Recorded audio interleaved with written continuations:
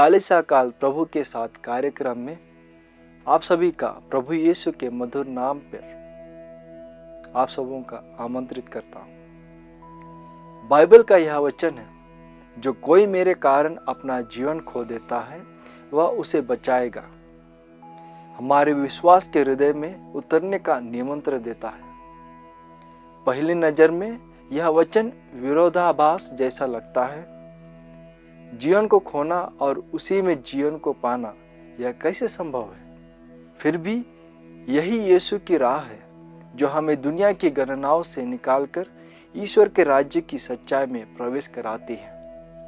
हम सामान्यतः जीवन को सुरक्षित रखने, जमा करने और नियंत्रित करने में लगे रहते हैं। हम अपनी पहचान, सफलता, सम्मान और सुविधाओं से जीवन को मापते हैं।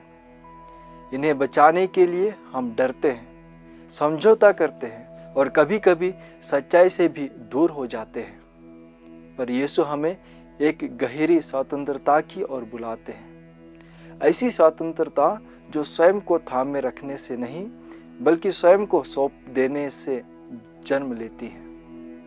मेरे कारण जीवन खोना किसी शारीरिक मृत्यु की खोज नहीं है, बल्कि अहंकार, स्वार्थ और आत्म केंद्रित इच्छाओं के मरने की प्रक्रिया है।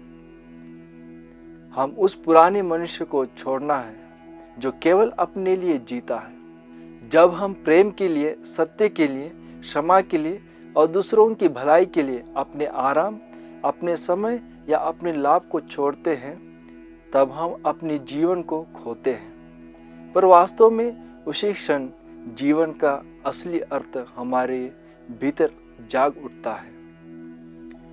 यीशु का यह वचन हमें क्रूस की छाया में ले जाता है, जहां हार ही विजय बन जाती है। क्रूस पर यीशु ने सब कुछ खोया, फिर भी उसी पूर्ण समर्पण में जीवन की पूर्णता प्रकट हुई। यह रहस्य हमारे जीवन में भी सच होता है। जब हम अपने डर को ईश्वर पर भरोसे में बदलते हैं, जब हम नियंत्रण छोड़कर उसकी इच्छा को अपनाते हैं, तब जीवन संकुचित नहीं होता, बल्कि फैल जाता है। यह वचन हमें रोजमर्रा के छोटे निर्णयों में बुलाता है, अपने स्वार्थ से आगे देखने, अपनी सुविधा से बाहर निकलने और प्रेम को प्राथमिकता देने के लिए। जो व्यक्ति अपने जीवन को पकड़कर रखता है, वह अंततः उसे खो देता है। पर जो ईश्वर में भरोसा करके उसे अर्पित करता है, वही जीवन को उसकी पूर्णता में पाता है।